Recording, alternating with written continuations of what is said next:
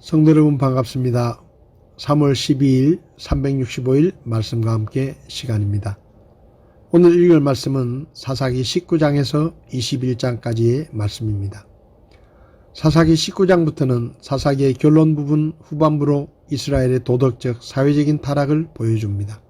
먼저 19장에서는 성경에서 언급되는 가장 추악한 이야기 중 하나가 소개됩니다. 에브라임의 한 레위인이 행음하고 도망간 첩을 찾아 여자의 집으로 가서 첩을 설득하여 돌아가던 중에 기브아에 이르러 한 노인의 집에 유숙하게 됩니다. 그때 기브아의 벨리알의 아들들 불량배들이 행패를 부리고 레위인의 첩을 강간하고 죽게 만듭니다.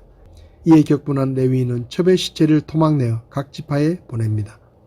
20장에서는 19장의 사건의 후유증이 기록되고 있는데 19장의 사건에 일어난 기브아는 베냐민 자손의 성읍이었기 때문에 레위인의 고발을 들은 각 지파의 대표들이 미스바에서 모여 진상을 조사하고 연합군을 형성하여 베냐민 지파를 치기로 결의합니다. 그런데 베냐민 지파는 총회에 참석하지 않았을 뿐 아니라 범죄한 사람들을 넘겨달라는 연합군의 요구에 거절하고 오히려 먼저 공격을 감행합니다. 마침내 내전이 벌어지고 수적으로 열세한 베냐민 지파가 오히려 두 번이나 승리를 거둡니다. 그런데도 하나님은 이스라엘 지파의 연합군에게 계속해서 싸울 것을 지시하십니다. 마침내 세 번째 싸움에서 베냐민 지파는 대패하게 되고 연합군은 베냐민 자손이 살고 있던 모든 성읍을 불사르고 가축과 사람들을 다 죽입니다.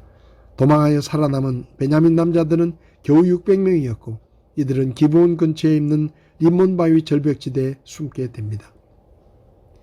21장에서는 이스라엘 연합군과 베냐민 지파 간의 내전 후 베냐민 지파를 철저히 도륙하고 베냐민 지파와의 금혼을 맹세합니다.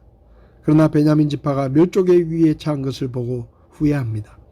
베냐민 지파를 보존할 방법을 찾던 온 지파는 먼저 야베스 길앗과의 전투에서 얻은 400명의 처녀를 광야로 도피하여 살아남은 600명의 베냐민 사람들에게 줍니다. 그래도 부족하자 그들로 하여금 축제일에 춤추러 나온 여자들을 강제로 납치하여 아내로 삼게 합니다. 오늘 제 마음에 와닿은 말씀은 사사기 20장 18절의 말씀입니다.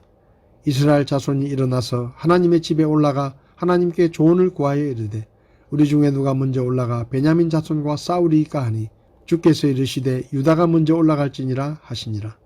사사시대는 이스라엘에 왕이 없어 사람들이 자기 생각에 옳은 대로 행했던 시대였습니다. 사사기 19장에는 왕이 없는 이스라엘에 일어났던 무자비한 일을 기록하고 있는데 레위 지파 남자가 도망친 첩을 찾아 데리고 돌아가던 길에 베냐민 지파의 기브아 지역에서 하룻밤을 묵게 되었는데 베냐민 지파의 불량배들이 그 여인을 강간하고 죽게 만들었습니다.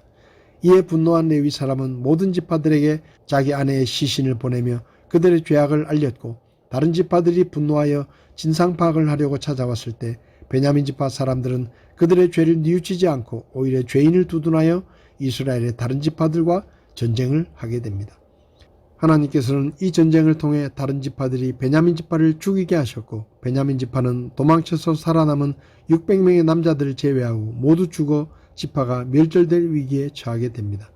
하나님께서 다른 지파들에게 베냐민 지파를 치라고 하시고 이스라엘 지파 사이에 참혹한 내전이 일어난 것은 그들이 자신들의 죄악을 회개하지 않고 오히려 다른 지파들을 대적했기 때문입니다. 다른 지파들이 베냐민 지파를 치려고 나갈 때 하나님께 물었는데 하나님께서는 그들에게 베냐민 지파를 치러 가라고 하셨습니다. 죄를 지은 것보다 회개하지 않는 그들의 모습에 실망하신 것입니다. 결국 베냐민 지파의 회개하지 않는 태도는 이스라엘 내에 내전을 일으켰고 지파가 멸족하기 직전까지 이르렀습니다. 성도 여러분, 우리가 죄를 짓고 회개하지 않을 때 우리의 가정과 교회와 사회가 위험에 빠질 수가 있고 분열의 위험에 노출될 수가 있습니다. 그러므로 우리는 작은 죄라도 짓지 않도록 애써야 하고 죄를 지었을 때는 회개하며 용서를 구해야 합니다. 하나님께서는 죄를 지은 사람을 용서하십니다. 회개할 때 용서하십니다. 그러나 죄를 짓고도 회개하지 않는 사람들은 하나님의 용서를 받지 못합니다. 여러분 가운데 아직도 하나님 앞에서 불신앙의 죄를 회개하지 않고 예수님을 구원자로 믿지 않는 분이 계시다면 오늘 하나님 앞에 죄를 회개하고 불신앙에서 돌아서 예수 그리스도를 믿고 구원받아 하나님의 자녀가 될 수 있기를 바랍니다. 여러분이 어떤 죄를 지었든지 어떤 사람이든지 여러분이 하나님 앞에 죄를 인정하고 회개한다면 하나님께서는 여러분을 용서하시고 받아주실 것입니다. 오늘 여러분의 가정에 여러분에게 구원의 놀라운 기적이 일어날 수 있기를 바랍니다. 3월 12일 365일 말씀과 함께 오늘도 시청해 주셔서 감사합니다.